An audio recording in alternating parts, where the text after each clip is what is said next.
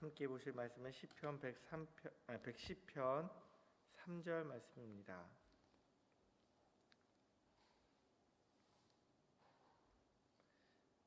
시편 110편 3절 말씀 우리 같이 읽겠습니다.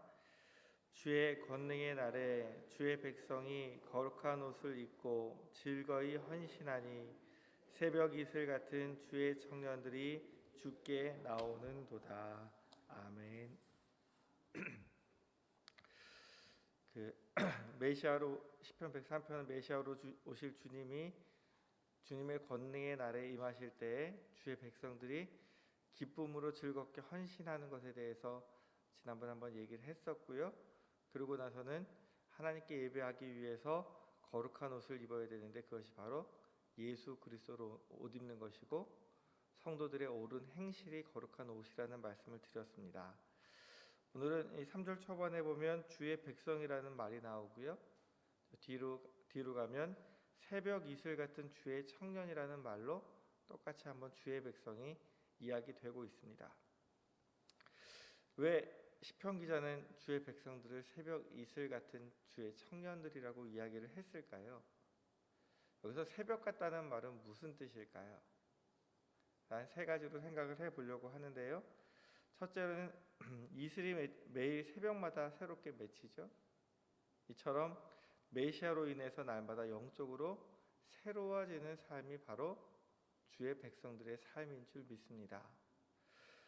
여기서 말씀 이렇게 보게 되면요, 분명히 어제 연속 석상에서 매일매일 지나가는 것이 아니라 이슬은 날마다 새벽에 새롭게 맺혀요. 우리의 삶이 날마다 이어지는 일상 중의 하루가 아니라 날마다 새로워져야 된다는 뜻입니다. 매일의 삶은 반복되는 일상이 아니라요, 예수 그리스도와 함께 죽고 예수 그리스도와 함께 살고, 그래서 하루하루가 바로 오늘이 주님과 함께하는 귀한 날이어야 됩니다. 우리가 그렇지 않으면 매일매일 그냥 지루하게 연속되는 일상, 그러다 보면 천국도 그냥 영원히 지루한 곳처럼 생각할 수가 있어요. 근데 우리는 날마다 어제의 나는 죽고 오늘은 주님과 함께 새롭게 시작하는 시간이, 여기서 새벽이라는 말은 우리의 가장 첫 시간을 누구에게 드려요? 주님께 드리는 거예요. 여기 계신 분들이 첫 하루의 시작을 주님과 함께하는 이 귀한 시간이 우리의 그 몸만 나온 것이 아니라 우리의 마음도 주님과 함께 새롭게 시작하는 하루하루가 되었으면 좋겠습니다. 그래서 복음 전도자로 유명한 찰스 스펄전 목사님이요, 이런 시를 쓰셨대요. 예전에는 저희가 이 노래에 곡을 붙여서 찬양도 많이 했었는데요.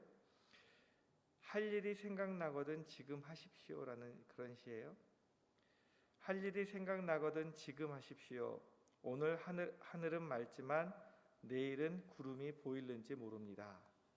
어제는 이미 당신의 것 아니니 지금 하십시오. 친절한 말 한마디가 생각나거든 지금 하십시오. 내일은 당신의 것이 안 될지도 모릅니다. 사랑하는 사람이 언제나 곁에 있지는 않습니다. 사랑의 말이 있다면 지금 하십시오. 미소를 짓고 싶다면 지금 웃어주십시오. 당신의 친구가 떠나기 전에 장미가 피고 가슴이 설렐 때 지금 당신의 미소를 보여주십시오.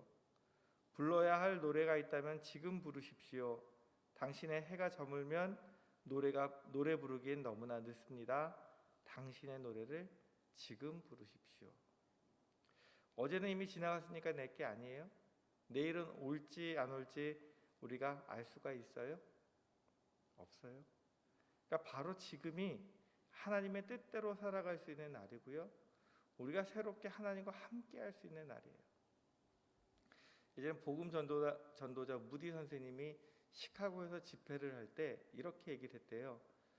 제가 다음 주에는 여러분들을 초대하기 위해서 복음을 전할 예정입니다. 예수님을 영접할 준비를 하시고 다음 집회에 오시기 바랍니다. 이렇게 광고를 하고 끝이 났는데 그날 저녁에 시카고 대화재가 일어나서 엄청나게 많은 사람들이 죽었다는 거예요. 그래서 무디 선생님이 그 이후로 결단한 것이 무엇이냐면 내가 지금 해야 될 일, 특히 복음 전해야 될 일을 미루지 않겠다. 분명히 여기 와서 앉아 있었어요. 그리고 다음 주에는 여러분들 오시면 내가 복음에 대해서 전할 테니까 예수님 영접할 준비하고 오세요 그랬더니 그날 저녁에 돌아가신 분들이 많은 거예요.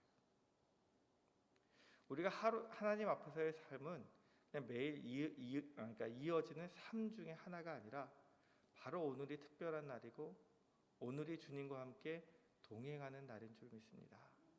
하나님 앞에서 내가 하나님 어제 나는 죽고 오늘은 주님과 함께 새롭게 태어나는 삶이 되기 원합니다. 하나님 오늘도 나를 인도해 주옵소서. 이것이 우리의 기도 제목이 되었으면 좋겠습니다. 그래서 고린도전서 15장 31절에는 사도 바울이 이렇게 고백하죠. 형제들아 내가 그리스도 예수 우리 주 안에서 가진 바 너희에 대한 나의 자랑을 두고 단언하노니 나는 날마다 죽노라. 사도 바울이 자랑하는 것이 하나 있었는데 나는 날마다 죽노라. 그 이야기는 무엇이에요? 나는 날마다 새롭게 태어난다는 뜻이에요. 누구 안에서요? 주님 안에서. 그래서 주님 안에서 정말 내 자신이 죽고 새롭게 부활하신 주님과 함께 우리가 새롭게 살아가는 것이 매일 하루의 시작을 주님과 함께하고 매일 하루하루를 주님과 함께 살아가는 것이 바로 하나님의 뜻인 줄 믿습니다. 두 번째로 그 새벽의 의미는요, 새벽 이슬이 풍성하고 수요가 많다는 뜻이래요. 이스라엘은 건기와 우기가 있어요. 거기는 하필이면 더운 여름이 건기예요. 온도는 굉장히 높이 50도까지 올라가는데 비가 오지 않아요. 그러면 식물들이 살 수 있을까요? 없을까요? 다 말라 죽어야 정상인데 보면 식물들이 살아있는 경우가 있어요. 식물들이 그나마 뿌리를 내리고 살 수 있는 이유가 바로 이슬 때문이라고 이야기합니다. 이슬이 얼마나 많이 맺히는지 이게 풍성하게 맺히는 정도가 아니라 흘러서 샘을 이룰 정도로 많이 맺히기도 한다고 합니다. 지금 현대 사회가 포스트 모더니즘 사회예요. 이게 무슨 말이냐 하면 진리가 없다는 뜻이에요.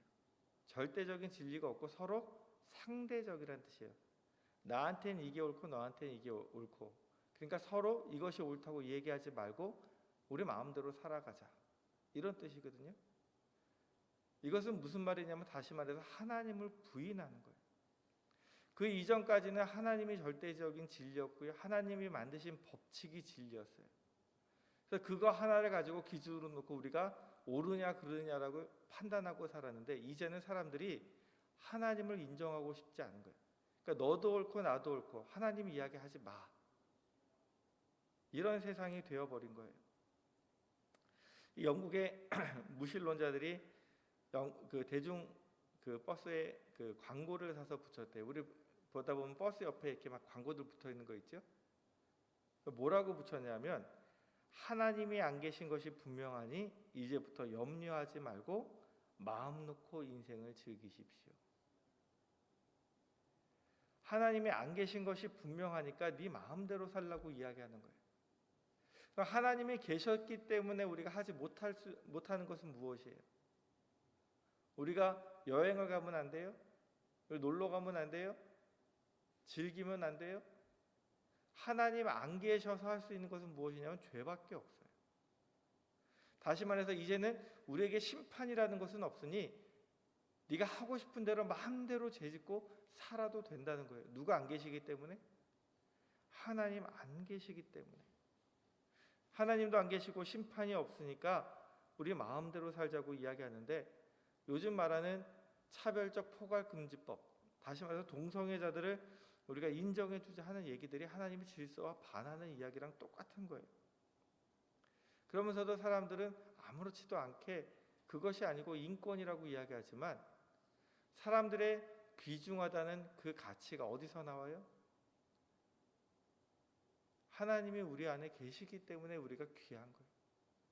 생기를 불어넣을 때 하나님의 영이 우리 안에 들어왔기 때문에 사람이 귀한 거예요. 유물론을 이야기하는 공산주의는 인간들의 평등을 이야기하지만 공산주의만큼 인권을 무시하는 그런 세력들이 없어요. 거긴 유물론이에요. 사람은 물질일 뿐이에요. 그러니까 수단과 방법을 가리지 않고 자기들이 원하는 목적을 이루기만 하면 되는데 그 과정에서 사람들이 희생당해도 상관이 없는 거예요. 그러면서도 그들은 외치는 것은 사람들은 평등하다는 거예요. 하나님의 뜻이 아닌 것을 자기들의 뜻이라고 이야기합니다. 이런 세대 속에서 아까 말했듯이 새벽 이슬이 아까 많다는 것을 의미했죠. 하나님을 인정하고 하나님의 뜻대로 살아가려고 하는 사람들이 많아져야 되는 것을 우리가 함께 기도해야 됩니다. 주의 전에 하나님 앞에 나오는 자들이 많아지고 하나님의 뜻대로 살려고 하는 사람들이 많아질수록 이 세상이 하나님의 뜻대로 변화될 줄로 믿습니다. 오늘 기도하실 때 하나님, 주님을 인정하고 주님과 함께 새롭게 살아가기를 다짐하는 사람들이, 주의 백성들이 많아지게 하옵소서. 셋째로 이슬에는요 생명력이 있습니다. 아까 말씀드렸듯이 이슬이 새벽마다 많이 외친다 그랬죠. 근데 성경에 보면 시편 133편에 보면 이런 말씀이 있어요. 보라, 형제가 연합하여 동거함이 어찌 그리 선하고 아름다운고, 헐몬의 이슬이 이스라엘의 산들에 내림 같도다. 또 거기서 여호와께서 복을 명령하셨나니 곧 영생이로다. 성도들이 하나님 안에서 함께하는 그 복을 무엇이라고 이야기하냐면 헐몬에 있는 산의 이슬이 이스라엘 산들에게 내림 같다라고 이야기해요. 성지순례가 보면 그 헐몬은 지금으로 말하면 헤르몬 산이거든요. 골란고원 그 위쪽으로 있어요. 거기 해발 거의 3,000m 가까이 될 만큼 높은 산이에요. 근데 이스라엘 전체 지역은 해발보다 낮은 곳이 많아요. 예루살렘도 1,000m밖에 되지 않아요. 해발. 그러니까 그 높은 곳에서부터 맺혔던 이슬이 새벽에 바람을 타고 이스라엘 전역으로 쫙 퍼져서 이스라엘 전체를 살리는 거예요. 다시 말해서 하나님의 말씀이 우리에게 새벽에 바람에 날려서 각 사람의 심령에 임할 때 우리가 새로운 생명을 얻을 줄 믿습니다. 이슬이 있기 때문에 식물들이 죽지 않듯이 하나님의 말씀이 있기에 우리의 심령들이 죽지 않고 새롭게 살아나는 역사가 있을 줄 믿습니다. 요즘 수요일에 바울 남성교회랑 성경 공부할 때 이제 책을 하다가 요즘은 이제 유기성 목사님의 로마서 강해를 우리가 설교를 듣고 같이 나누자 해서 듣고 있는데 그 첫 시간에 유기성 목사님이 이런 이야기를 하세요. 본인이 군목으로 군대를 갔는데 연대장님이 사병들에게 매일 저녁마다 그 부대를 돌아다니면서 설교를 하면서 그 사람들을 정신교육을 시키라는 거예요. 얼마나 좋은 기회에 복음을 전할 수 있는. 평상시 같았으면 하나님의 말씀 한 번도 들어보지 못할 사람들에게 복음을 전할 기회에 가슴이 설레서 가서 복음을 전하는데 복음이 뭐예요? 예수님께서 날 대신해서 돌아가셔서 우리의 모든 죄가 용서받고 우리가 천국을 약속받은 게 복음이잖아요. 근데 가서 이 이야기를 하는데 다른 종교를 믿는 사람들은 관심이 있을까요? 없을까요? 하나도 없는 거예요. 듣지도 않는 거예요. 그러니까 목사님 마음에 낙심이 되기 시작하는 거예요. 도대체 무엇을 해야 저들이 들을까? 그걸 다른 군목들한테 물어보니까 야한 얘기하면 좋아해요. 그럼 잘 들어요. 그런데요. 근데 야한 얘기하려고 목사가 그곳에 가겠어요? 그래서 복음이 무엇일까? 교리적으로는 분명히 기쁜 소식인데 왜 저들에겐 기쁜 소식이지 않을까? 그래서 그 이후로 설교에 대해서 굉장히 고민을 많이 하셨대요. 그리고 복음을 우리 삶에 어떻게 적용할 수 있을까? 그래서 복음을 삶에 적용하는 방법을 고민하고 고민해서 그들에게 설교하고 그러면서 믿는 사람들이 변하기 시작했더니 그 다음부터는 설교를 듣고 예수를 믿겠다는 사람들이 나오기 시작하더라는 거예요. 그래서 복음은 단순히 우리가 천국 간다는 티켓이 아니라 우리의 삶을 바꾸는 능력이라고 말씀을 하시는 거예요. 여러분들이 죽으면 천국 간다는 보장이 있기 때문에 끝이 아니라 복음은 내 삶을 바꿀 수 있는 능력인 줄 믿습니다. 왜냐하면 하나님의 말씀에 무엇이 있어요? 생명력이 있어요. 나의 잘못된 모습을 바꾸시면요 나로 인해서 내 옆에 있는 사람도 바뀌고요 나로 인해서 이 나라와 이 민족도 바뀔 줄 믿습니다. 하나님께서는요 우리에게 새벽 이슬 같은 성도가 되라고 말씀하고 계십니다. 하나님께서 이 나라와 한국교회를 누구를 통해서 바꾸시겠어요? 새벽 이슬 같은 성도들을 통해서, 예수님을 통해 날마다 새롭게 태어나는 그리스도인들을 통해서 이 어려운 시기에 세상을 살리고 세상을 새롭게 하는 역사를 이루어 주실 줄 믿습니다. 하나님의 생명이 새벽 이슬 같은 성도들을 통해 전해질 것인데요. 여기서 보면 청년이라고 표현해요. 여러분들은 청년이세요? 노인이세요? 청년이세요. 헨리 포드라는 사람이 이런 이야기를 했대요. 배우기를 그만둔 사람은 20살이든지 80살이든지 늙은 것이고, 계속 배우는 사람은 20세든지 80세든지 젊은 사람이다. 세상에서도 이렇게 이야기를 해요. 하나님 앞에서는 어떻게 우리가 이야기할 수 있겠어요?